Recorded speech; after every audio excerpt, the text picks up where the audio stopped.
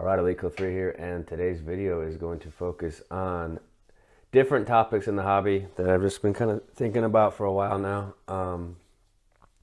Definitely wanted to make this video for some time. Some of the stuff is just stuff that's kind of getting on my nerves, and just different talking points is just kind of be like a discussion type video on different aspects of the hobby, different things that are going on. We'll touch on the slabbing scandal, but I think we'll start with that.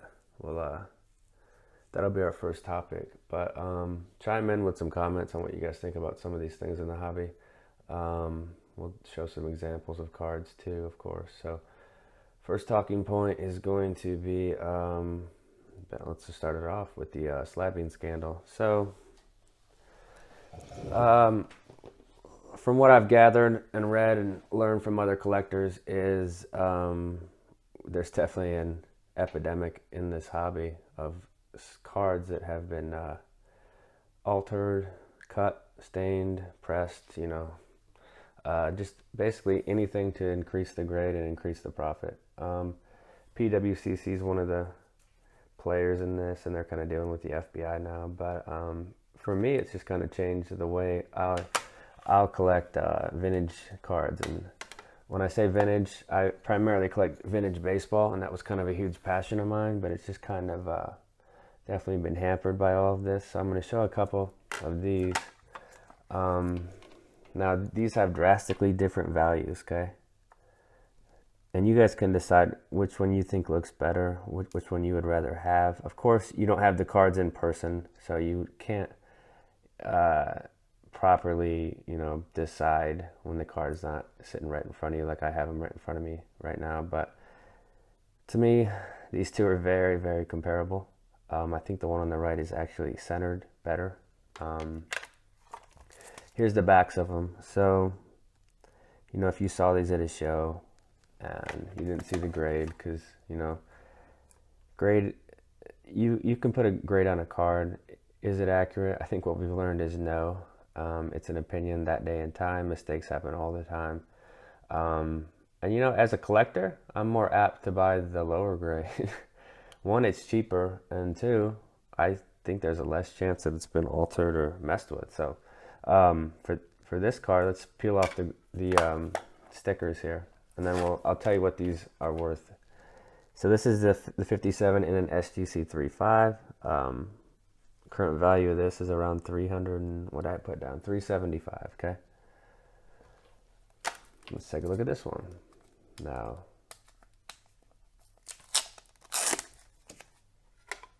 This is a 7, the PSA 7. So different companies, of course. PSA sells for a premium compared to SGC. This one's worth around close to 1,700. So you could get almost 5 of these for one of these. Now, does that make any sense to you guys? And now if you put the cards next to each other, people are going to want this one, of course. Higher grade, everybody wants the highest, the best of everything. But I think in this hobby, this day and age, after the whole slabbing scandal, I would want this one. And I don't think it's a tough decision at all. So I don't think I'll be buying any PSA high grade stuff anymore, especially for the vintage, because there's just example after example on blowout card forums. It gets COMC something and Corn Dog just post a card, like, I don't know, two or three, sometimes 5 cards a day of stuff that got through at PSA and have made the people that trimming the cards a lot of money. So that zaps all the fun out of it for me, and I'm not gonna deal with that. So it's definitely changed the way I collect. I have a lot more respect for raw cards, and I'm cool with raw cards now. For a while I was just becoming like a slabbing snob and just wanting my cards slab, but it's definitely opened the doors, and I'm having a lot more fun collecting raw cards now too. So there are pros and cons to it. It definitely sucks in the hobby, but if you love the hobby enough, there's a lot of good people out there, and you have to try to move forward, and that's what most of us are doing. So let's talk about the next topic. So this next topic is called crossover, and it's something in the hobby that to me is just bogus. Like, and I've tried to do it, and it's not just me being bitter because you fail 85% of the time at it. It's just you're gonna say I want to cross this over to a PSA 10. Okay, I'm gonna give it to PSA 10, and they're gonna look at this card, and I don't think they're gonna be able to properly evaluate this card inside the slab. Anybody that sends cards in knows you have to have the card in your hand, the actual card but without a slab in it. You have to be able to tilt the card, look at all the angles. You definitely cannot get an accurate reading on a card inside a slab. So crossover to me is just a way for companies to make money. Definitely a way to kind of try to make their grading seem the strictest. You send a BGS 9.5 like this with high subs and it comes back, didn't meet the 10 requirement, and okay, PSA stricter, but if it was in a PSA 10 and you tried to cross it to Beckett 9.5, they probably wouldn't want to cross it either. So it's just like a game of people wanting to be the strictest, and it's totally random, I think. So crossover to me is just complete bogus sham.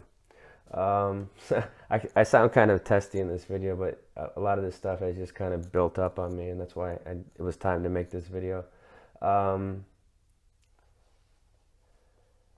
Okay, this is actually this will be a cool comparison. So this is called a card passing the eye test. So as a collector, I think you should have a strong opinion if you're going to spend a huge premium for a PSA 10 or PSA Mint 9 card, and it should pass the eye test. You don't want to buy a PSA 10, and I've seen a lot of 10s recently coming back with like pushed up corners and just obvious flaws that shouldn't be 10s, and that's, there are mistakes. I don't expect perfection, but there are glaring errors that are being made right now. So this is an example of a set that I've talked about a lot. Love the card, probably my favorite football card. But for me, I can see a drastic difference in these, and it probably isn't as obvious to you guys, but you see that white coming up on that corner right there, and on that corner there's some too. This would be a card I would put into like the 8 range, which is really good condition card, but when you compare it to this 10, you don't see any of that. This card doesn't have any, I don't really see any white chipping. To me, this is what a Gem Mint card should look like. So if you're going to pay a premium for Gem Mint 10, which I don't think you have to, you can just collect the card and get a nice conditioned one. I think when the card comes in, it should pass the eye test. It should look like a 10. It should present like a 10. If you're going to pay the money for a premium, it should look like it. So that's just kind of something that I do. If I buy a 10 and it comes in and it looks like a 9, I always sell it. And I know a lot of collectors out there just buy the slab and they want the 10. Oh, I got the 10, I got the highest grade. But maybe you should take a look at the card. Does it look like a 10? Let's get back to looking at the card. Okay, this is just basic and simple, but you guys watch the videos. I get tons of mail-in. I don't really film the packages on camera anymore just because it takes too much time, but how to ship a card. I've done this before, but let's say you sold this Tony Gwynn and you were going to ship it out. Put it in the top loader. And it seems like it would be common sense, but it's not. Take your hands, pinch right here, pinch the top, tape it. Okay, it's not getting out now.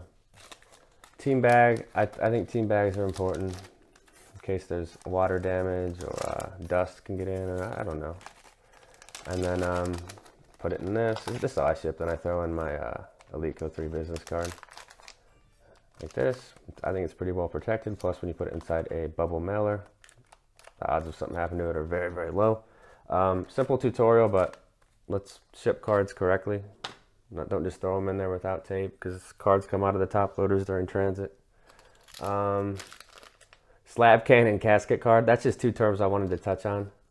So when I say slab can, it's basically just a card that I have. Let's say this Champ Bailey, and I got it in a pack, and hypothetically, let's say it looks really nice. and it's something I might potentially want to grade. So it's a slab can. It's a slab candidate. So I just shortened candidate. So it's a card I might want to grade. I might want to send in. Casket card is a card that, you know, this is a casket card. This is a card that you like so much that it's kind of a joke. It's kind of not. It's like a joke when you pass away.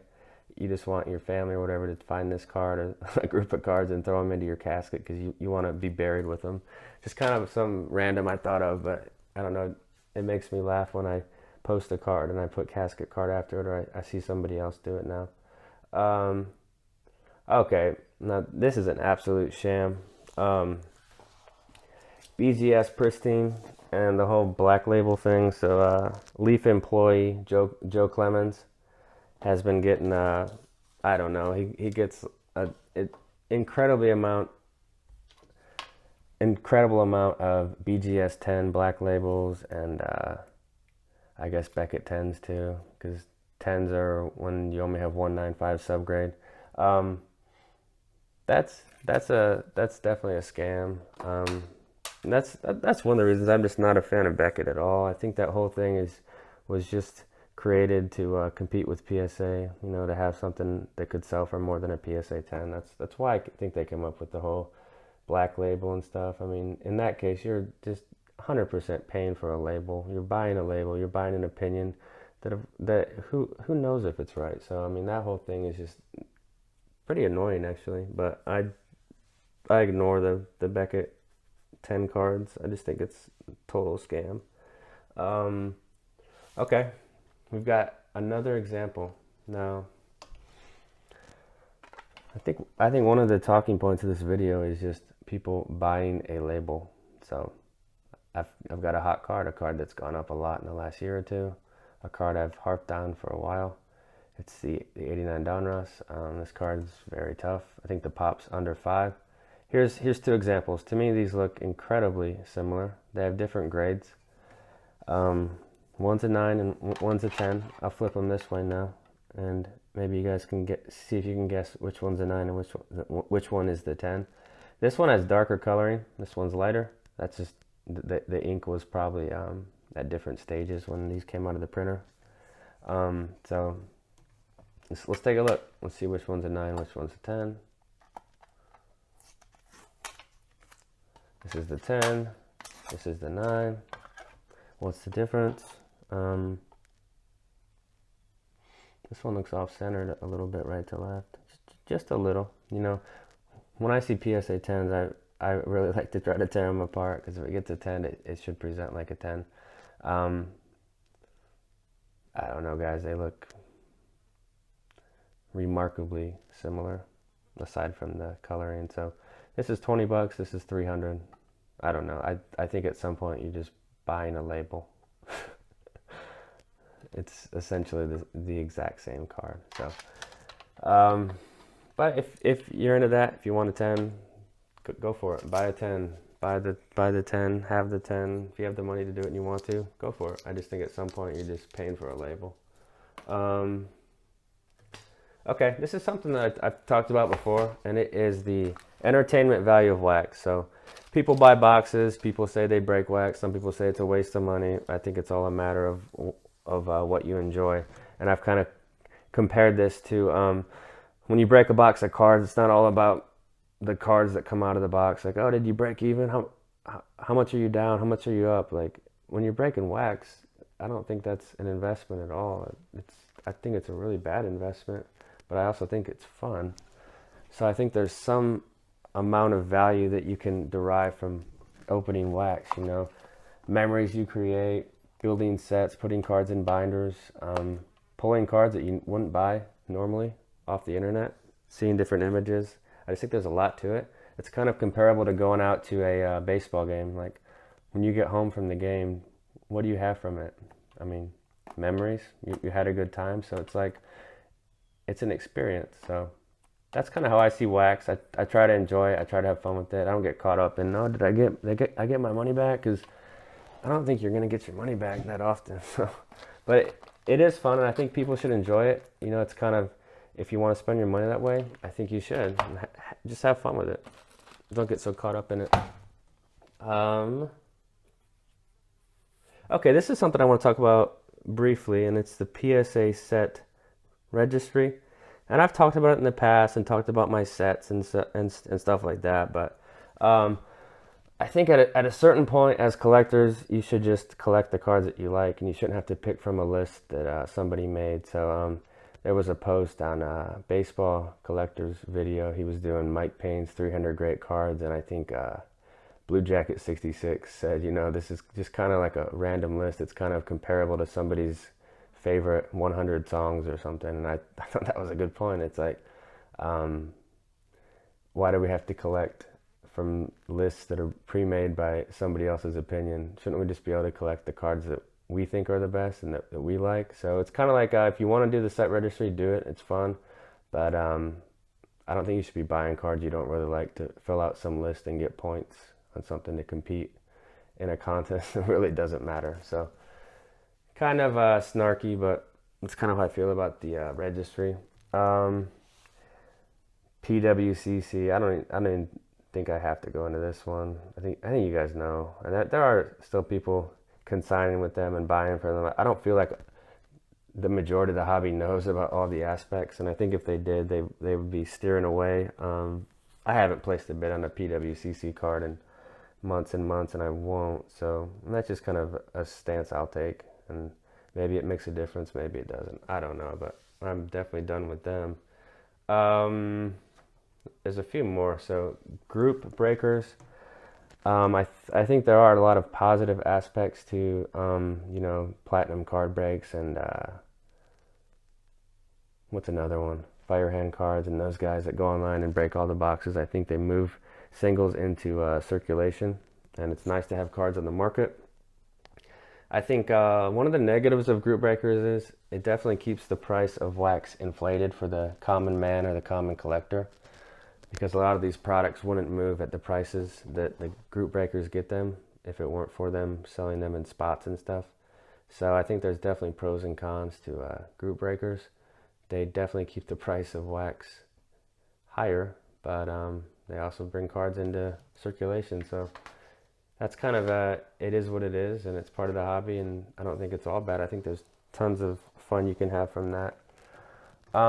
Okay, this is one I wanted to touch on. So you see video after video of people doing their PSA reveals, and I've done it too. You know, you have all the 2018 baseball, the Acuna Topps update and the Topps Chrome update, and this is the base Topps Chrome, and you see, 10 after 10, 10, 10, 10, 10, 10. It's like it's nonstop. But it got me to thinking, like if almost every card's a 10, why pay a big premium for a card like this in a 10? I think this card's probably worth $10 raw and maybe 40 in a 10, 40 or 45. So if you can get it raw for $10, why not just buy it for $10? It's probably not that bad. It probably is gem mint. I'll post the pop on this card, but I'm sure it's at least 75 to 85%. So just something I've thought about for a while, and I've kind of sold off most of my cards like this, like Shohei Ohtani and guys like that in 10. If they're all 10s, is it really that collectible or rare? So just kind of a thought I've had on the modern baseball. When has a card peaked? So the card I've talked about a lot, and it's definitely hot in the hobby right now. It's the Acuna bat down.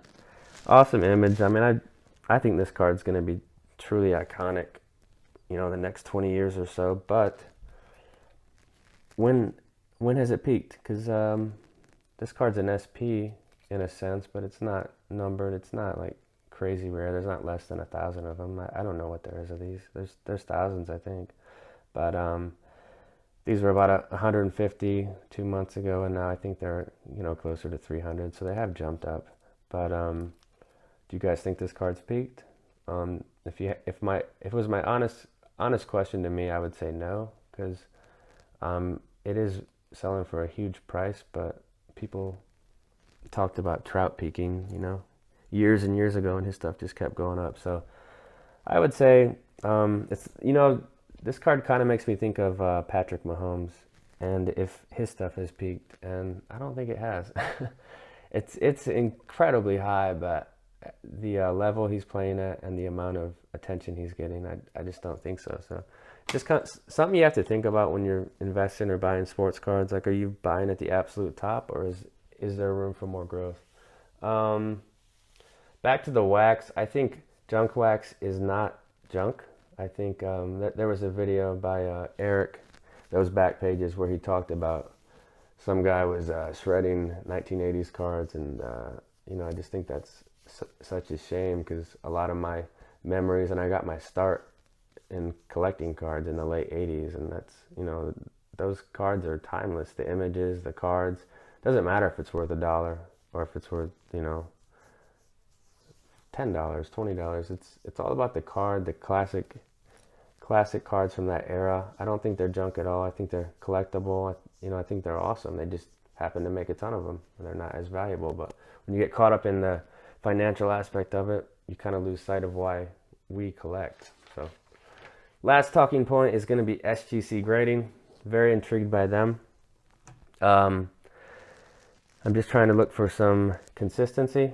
So they do have like a 30 or 40 card order of mine out right now. It should be back here in a couple weeks, and we'll do a video and talk about SGC, their grading scale, which is very intriguing with the 9 plus. They have a pristine as well, but we'll kind of veer into that order. That'll be one of the videos coming up, and drop some comments on this video. I had a lot of fun making it. Later.